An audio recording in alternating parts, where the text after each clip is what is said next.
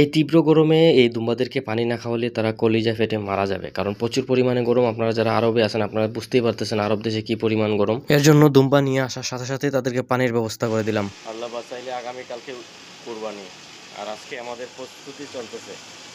Hello বন্ধুরা, আসসালামু আলাইকুম। সবাইকে জানাচ্ছি ঈদুল আজহার শুভেচ্ছা ও ঈদ মোবারক। এই দুম্বাগুলি তাদের মাজরা থেকে নিয়ে আসা হয়েছে। এই দুম্বাগুলি তাদের নিজস্ব পালিত দুম্বা।